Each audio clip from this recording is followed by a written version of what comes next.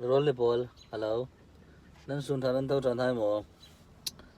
Kalau ngai hai jut mo. Nan mel tha, nan moi. Rol tam pin ayu mo. Nan na lam tuana. Nang ma kha, khai u sai ten. Na ning kha poi mo si. Jang atile kan mal kan ma khai kan sai lo sile chu. Kan mal kan ma kan du do to lo sile chu. Zau man du do lo ding. Suruang mel tha moyo. Du no. Umte bol nate ngaman dekha. Nan mel tha tu mo. Mel tha kurup sigi. Mel tha. In mel thalu tuk unaw tu. Laudam rang ro. Risel nan. Cho ta hi te tu ro.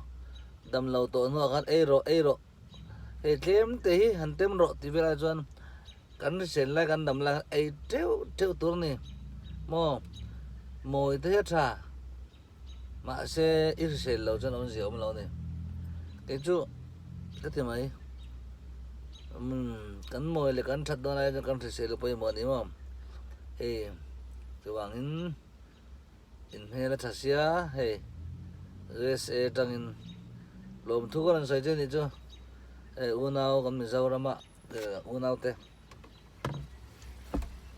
mình ăn con sợi em mà tiền ra còn ram cho tiền này bốc xia tiếng om thốt lâu nè, chặt thu nào chuan mo, cái này bỏ tôn chăm việc bằng tu này, ê, bây giờ trong video lần xem không thể cả lâu en na sa mo, hay anh lâu siling te tual te, mual cheng lam te, kalau kal vek to ni o, sial hok te po kalau kal to kal vek to, simla ma chuan marjal tang aten rei do kan mo.